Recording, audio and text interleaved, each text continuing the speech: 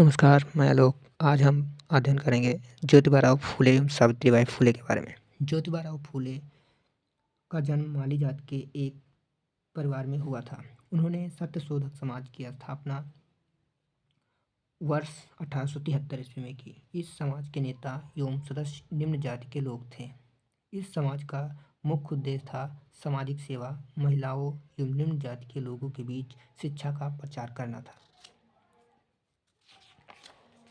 फूले केवल सामाजिक सुधार नहीं बल्कि सामाजिक परिवर्तन चाहते थे। उनका विचार था कि जब तक उत्पीड़ित वर्ग या जनता शिक्षित नहीं होगी तब तक ना तो जन जागरण होगा और न ही सामाजिक क्रांति संभव होगी। ज्योतिबा शोषण मुक्त समाज चाहते थे। वह बहुत से लोग मानते हैं कि फूले ने मराठी शब्द दलित अर्थात उत्पीड़ित का उपयोग वर्ण व्यवस्था, ब्राह्मण, क्षत्रिय, वैश्य और शूद्र से बाहर के लोगों का वर्णन करने के लिए किया था। उन्होंने विवाह में ब्राह्मण पुजारी की सेवाओं को निरर्थक बताने के अलावा सत्यशोधक विवाह समारोह, सरल एवं मितव्ययी का प्रचार किया। फूले ने सार्वजनिक सत्य धर्म के समर्थन एवं गुलामगिरी के विरुद्ध कार्य किया। उनके ये कार्य जनसामान्य के प्रेरणा स्रोत बने। ज्योतिबा फूले ने ब्राह्मणों के प्रतीक चिन्ह राम के विरोध में राजा बलि को अपने आंदोलन का प्रतीक चिन्ह बनाया। फूले समाज में जाति प्रथा के पूर्ण उन्मूलन और सामाजिक आर्थिक समानता के पक्षधर थे। उन्होंने संस्कृति हिंदुत्व का विरोध किया। उनके आंदोलन ने समाज में ब्राह्मणों के वर्चस्व को समाप्त कर दलितों की पहचान बनाने में महत्वपूर्ण भूमिका निभाई।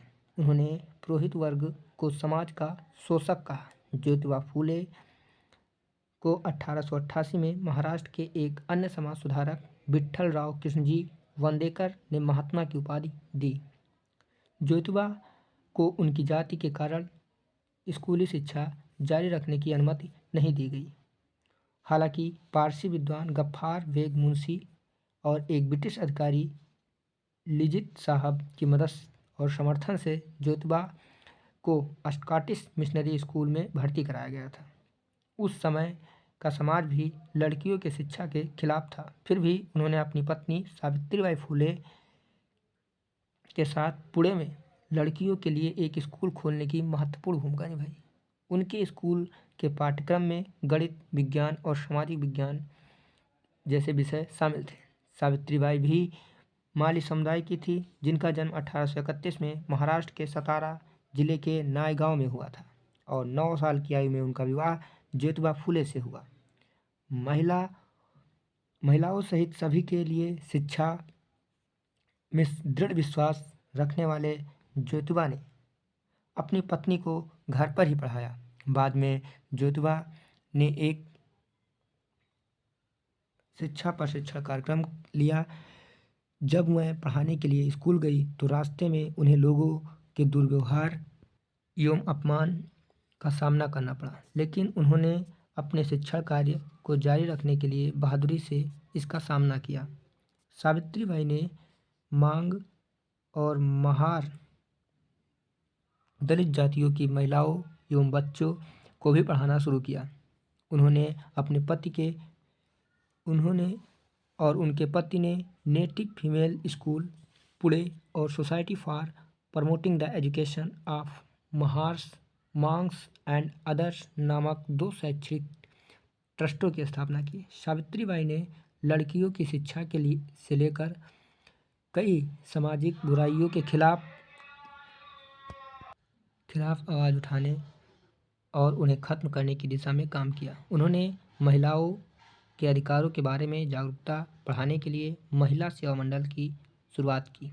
उन्होंने और उनके पति ने विधवाओं के साथ हो रहे अमानवीय व्यवहार के खिलाफ लगातार अभियान चलाए और विधवा पुनर्विवाह की वकालत की। कहा जाता है कि सावित्रीबाई ने विधवाओं के सिर मुड़वाने की अमानवीय प्रथा की निंदा करने के लिए नाइयों की एक सफल हड़ताल का आयोजन किया।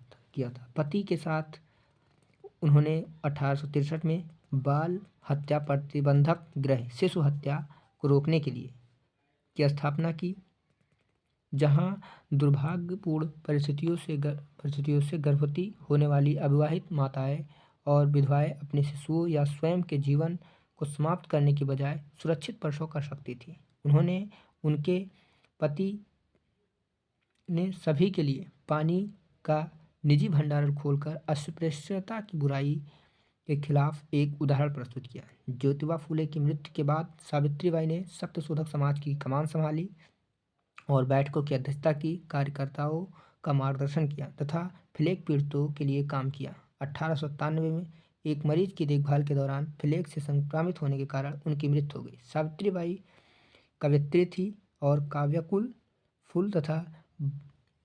काव्या फूले तथा बनवन काशी सुबोध रत्नाकर उनके 2 काव्य संग्रह हैं। जय हिंद। वीडियो को सब्सक्राइब करना, लाइक करना ना भूलें।